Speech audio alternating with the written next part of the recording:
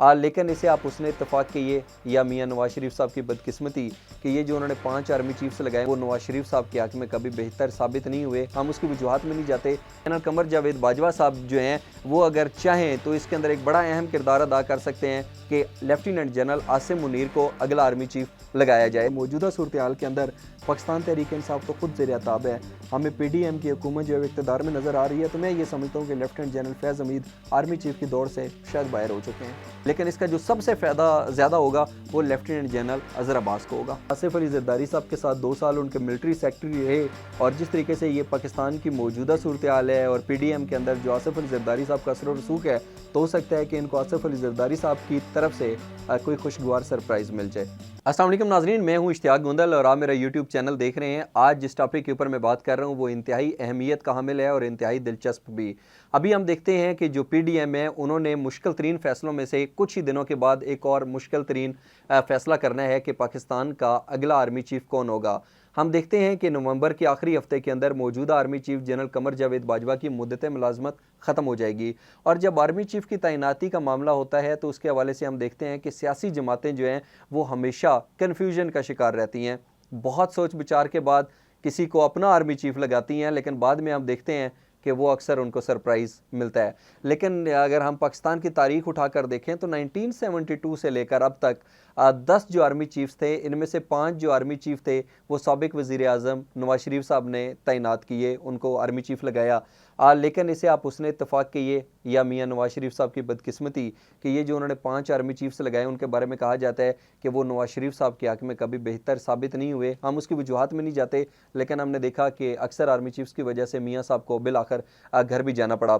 तो इस दफ़ा हम देखते हैं कि आर्मी चीफ की तैनाती का जो मरला है या जो मौजूदा सूरत हाल है वो बड़ी दिलचस्प है। इस दफ़ा हम देखते हैं और बज़ाहिर हमें ये नज़र आ रहा है कि इस दफ़ा जो आर्मी चीफ लगाया जाएगा उसका फ़ैसला सिर्फ वज़ीर आज़म पाकिस्तान शहबाज शरीफ साहब नहीं करेंगे, बल्कि 1 दर्जन से ज़ायद सियासी जमातें हैं जिसे हम PDM के नाम से याद करते हैं, बताते हैं।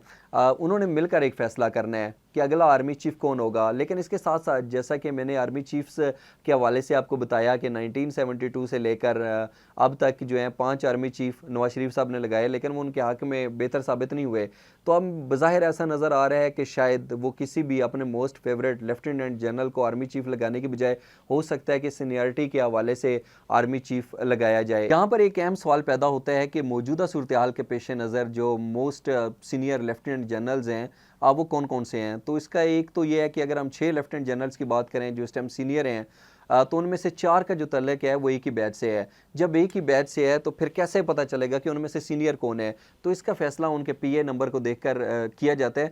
तो मैं आपको बताता हूँ कि ये जो 6 लेफ्टिनेंट जनरल्स हैं ये कौन कौन से हैं और इनमें से किसके ज़्यादा चांसेस हैं कि कौन chairman joint chief of staff के लिए मौजूद कैंडिडेट है और किसकी तैनाती की बतौर आर्मी चीफ ज़्यादा इम्कानात हैं। सबसे पहले हम बात करते हैं लेफ्टिनेंट जनरल आसिम मुनीर की।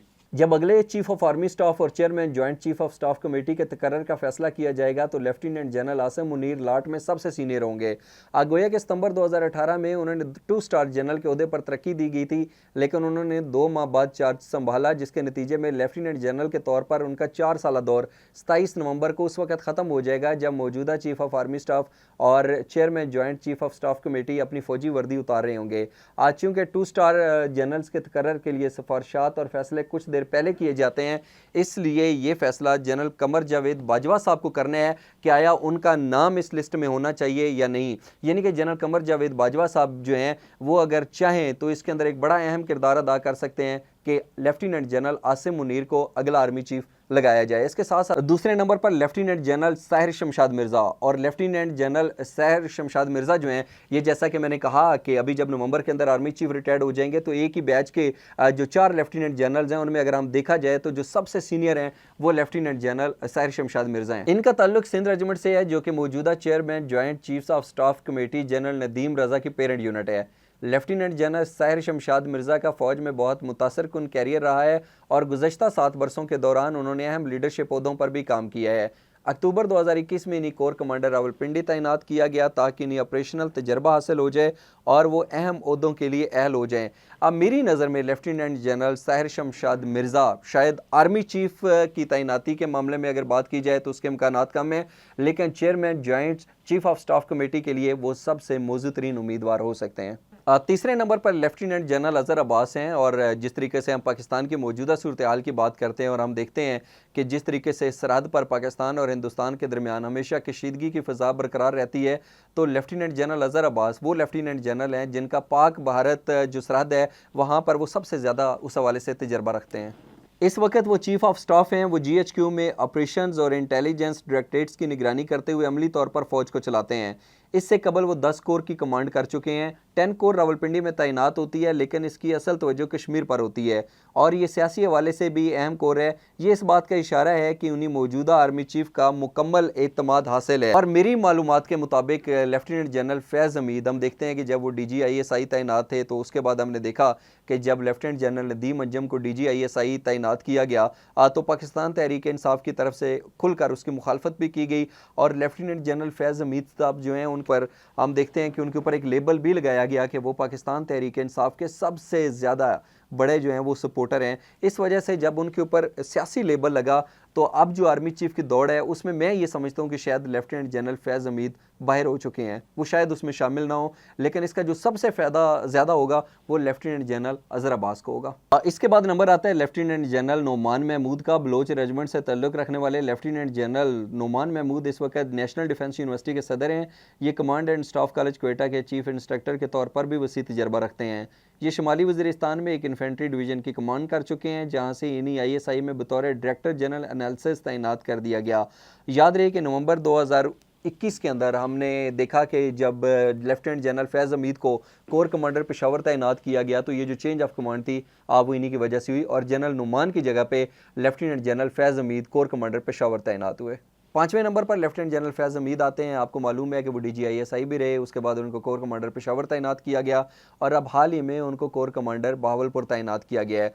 और इसके साथ साथ ये भी कहा जाता है कि जो मौजूदा आर्मी चीफ हैं जनरल कमर जावेद बाजवा, उनके साथ उनके बड़े करीबी मरासम हैं और वो बड़े तवील अरसे से उनको जानते हैं। लेकिन यहाँ पर सबसे अहम पहलू ये है, हम देखते हैं कि जनरल फैज़ हमीद जब DG-ISI थे और उसके बाद पाकिस्तान की फ़ौज ने फैसला किया कि लेफ्टिनेंट जनरल नदीम अंजम को DG-ISI तैनात किया जाएगा, तो उसके ऊपर पाकिस्तान तहरीक इंसाफ ने खुलकर इसकी मुखालफत की और उसके बाद हम देखते हैं कि जनरल फैज़ हमीद वक्तन फ़वक्तन हमें ख़बरों में नज़र आए और उनके हवाले से ये कहा जाता है कि वो पाकिस्तान तहरीक इंसाफ के सबसे बड़े सपोर्टर हैं। लेकिन क्योंकि मौजूदा सूरत हाल के अंदर पाकिस्तान तहरीक इंसाफ तो खुद ज़ेर ताब है, हमें PDM की हुकूमत जो है इक़्तिदार में नज़र आ रही है, तो मैं ये समझता हूँ कि लेफ्टिनेंट जनरल फैज़ हमीद आर्मी चीफ की दौड़ से शायद बाहर हो चुके हैं। छठे नंबर पर जो लेफ्टिनेंट जनरल हैं उनका नाम है मोहम्मद आमिर।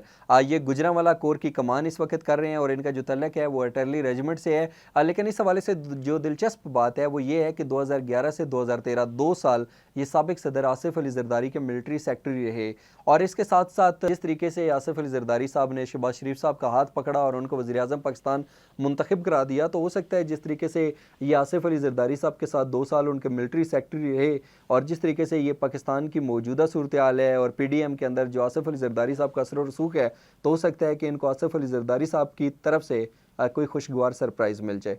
आज के व्लॉग आपने देखने का बहुत शुक्रिया। जाने से पहले मेरे YouTube चैनल को सब्सक्राइब ज़रूर कीजिएगा। अपना बहुत सा ख्याल रखिए। अल्लाह हाफ़िज़।